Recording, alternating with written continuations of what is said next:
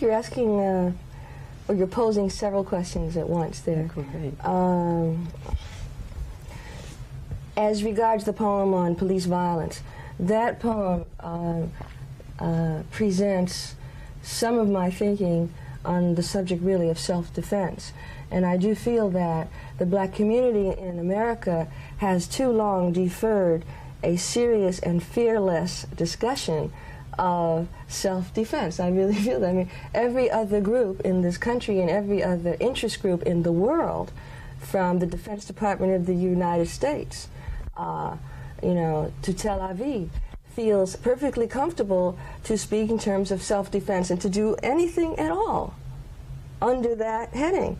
But when black people are concerned, you just say self-defense and everyone becomes very upset and excited, and the black people who have uttered that phrase themselves become extremely defensive and hasten to say, I mean, under these circumstances, and I'm not talking about violence and so on. I don't see anything wrong with violence in response to violence at all. It seems to me that, as far as I'm concerned, it seems to me that a nonviolent response to violence has certainly been tested by black Americans in this country by now. And I just wonder, when are we going to assess the meaning of that, those results, you know what I'm saying? I mean, I think to survive as a people, you have to be tactically intelligent, and you say, well, this is what I want. For example, suppose I want a Voting Rights Act, and if we do this and we get that, then we say, fine, that tactic works. Now I say, I want my children to be able to walk the streets unarmed and not be murdered by the police, all right? And we have rallies and so forth. We have petitions. We have the policemen who murder unarmed black children going through the courts and emerging exonerated by the court system. And I say, well, clearly some other tactic is necessary. I mean, that's how I look at it.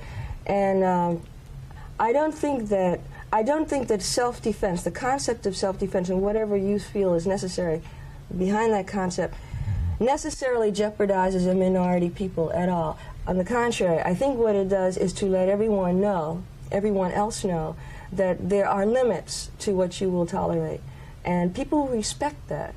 I mean, the whole theory of deterrence, for example, you see that in the United States government and throughout the world, is a very respectable theory of political theory. The idea is that if somebody knows that if he does this to you, he will die as a result of this, or somebody in his family will die for this, because you're saying your life or the life of your child is as important as his life, he will think twice.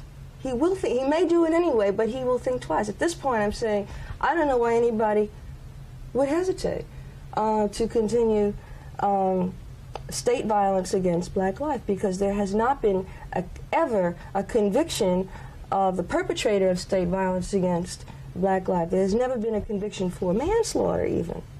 Never. So, and then on the context of South Africa, which when I said I am not against war, I am against losing the war, I would not agree. I think for sure that the white Afrikaners maintain, military superiority and so on, weaponry, armaments. But I would ask you to look at what happened in Cuba, and I would ask you to look at what happened in Vietnam, and I say that kind of might is not all determining, evidently, that the might of the spirit seems to have some consequence. And I believe absolutely, I believe in my heart and with my mind both, that within my lifetime I will witness the liberation of the black people of South Africa from the Afrikaners. I believe that will happen, and I also believe it will not happen except through violence.